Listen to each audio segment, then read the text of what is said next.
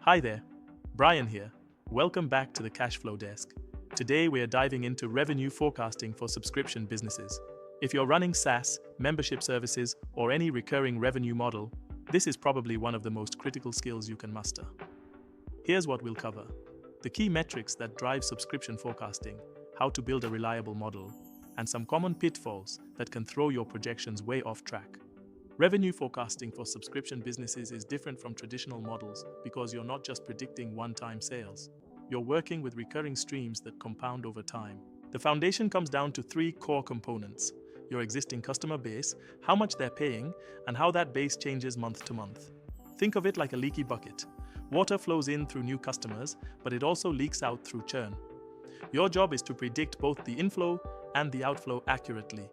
The beauty of subscription models is that once you understand these patterns, forecasting becomes much more predictable than traditional businesses, where every month starts from zero. Let's talk about the metrics that actually matter for forecasting. Monthly recurring revenue, or MRR, is your baseline.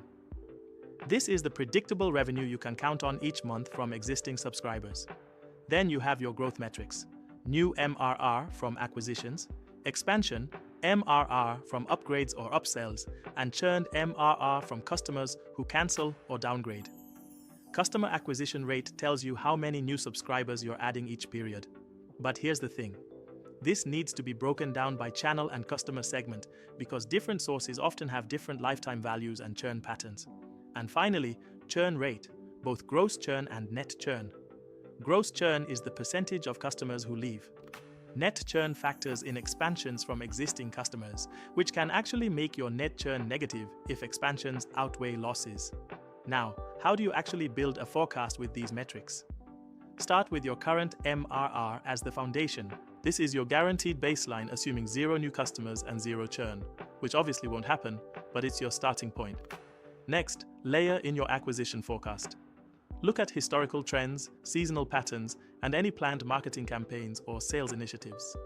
A SaaS company might see consistent 5% month-over-month growth in new customers, while a consumer subscription service might have seasonal spikes around holidays. Then apply your churn assumptions. Here's where many businesses get tripped up. They use average churn rates when they should be segmenting by customer cohort, plan type, or acquisition channel. The key is building this month by month, not just projecting annual growth rates. Subscription revenue compounds, so small changes in assumptions can create big differences over time. Once you have the basics down, there are some advanced factors that can make your forecast more accurate. Cohort analysis is huge. Customers acquired in January might behave differently than those acquired in July. Maybe your January cohort has better retention because they're more committed after the holiday season, or maybe they churn faster because they were impulse purchases. Expansion revenue is another big piece. Many subscription businesses see existing customers upgrade plans, add users, or purchase additional features. A project management tool might start customers on a basic plan but see 30% upgrade to premium within 6 months. Seasonal patterns matter too. A fitness app might see huge growth in January but higher churn in summer. An accounting software company might see the opposite pattern. And don't forget about payment failures and involuntary churn. Credit cards expire, payments get declined. This can represent 2 to 5% of your customer base each month. Let's talk about where subscription forecasting typically goes wrong. The biggest mistake is treating all customers the same. A customer who signed up through a free trial behaves differently than one who came through a paid ad or a referral program. Your forecast should reflect these differences. Another common error is being too optimistic about churn.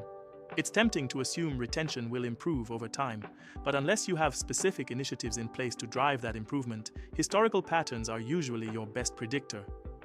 Many businesses also forget about the timing of revenue recognition.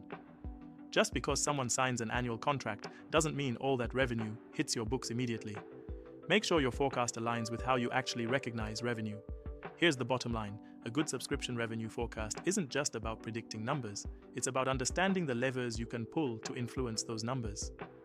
If your forecast shows a revenue shortfall, you know you need to focus on acquisition, reduce churn, or drive more expansion revenue. If it shows strong growth, you can plan for scaling your team and infrastructure accordingly.